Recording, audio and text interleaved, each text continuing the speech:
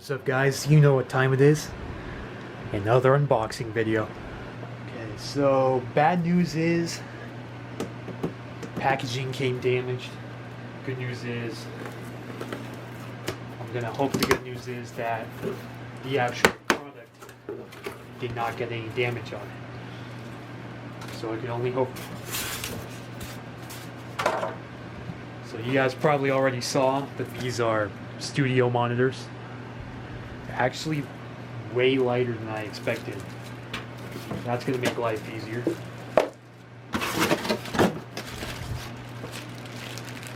So it comes with a few options for plugging in. It comes with a 3.5mm to RCA, 3.5 to 3.5, and it comes with the 16 gauge wire to connect the speaker to speaker. Power supply is internal, so there's no brick. Luckily, it just plugs straight in with the traditional connector. Other than that, it's all for the box.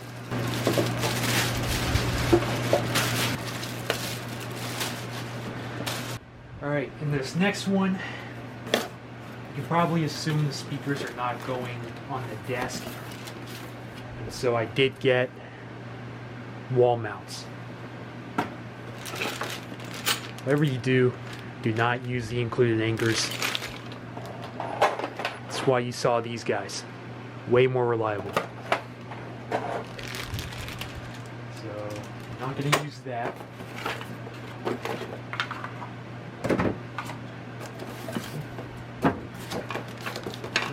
Looks pretty low profile, that's good.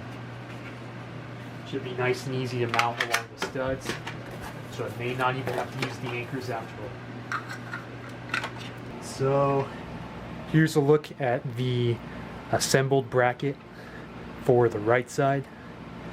I'm going to have this angled in at about 45 degrees, angled down 7.5 degrees, which is the max that it's set to. Already have the mounting holes aligned. It's going to be mounted sort of like this. And so it won't should not interfere with the TV. Let me check before I get too far into this.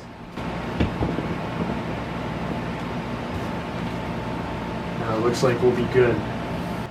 Actually, probably going to lower this a little bit. Right about there, I'd say. That should do it. Highly recommend doing this with a level, but I'm just ghetto rigging it for now. If it doesn't turn out the way I want, then so be it.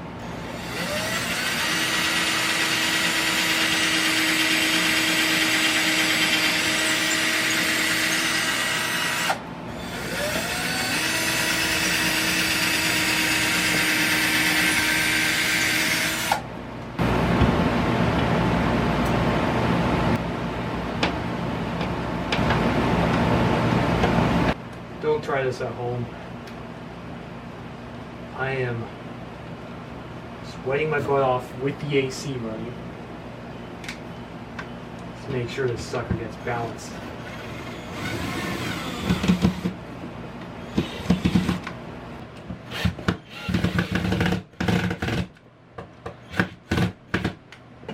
Okay, this side's all ready to go. Slide the cover on. Let's put this guy in. And let's attach this thing. Okay, next order of business. It's going to be checking speaker fitment. Center it in the middle. And bring it over like this.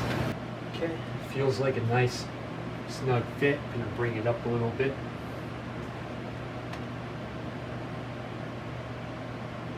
Guessing something like that should do. Looks good. Alright, so here's a look at both studio monitors on the wall.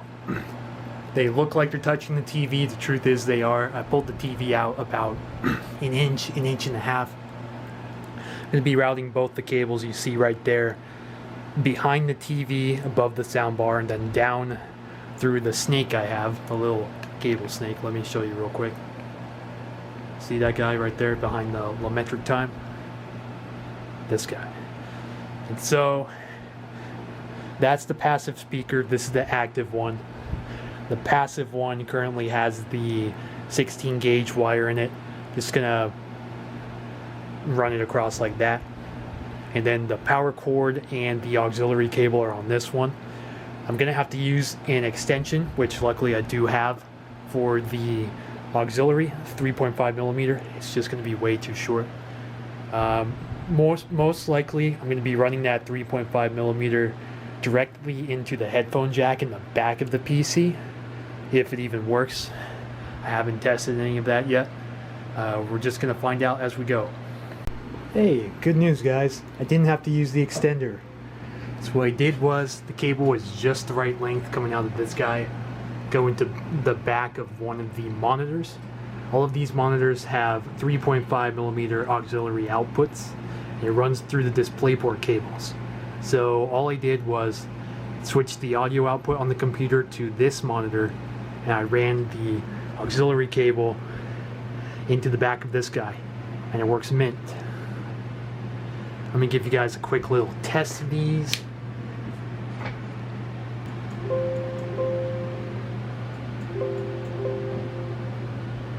Alright, so that's me messing with the volume knob right here.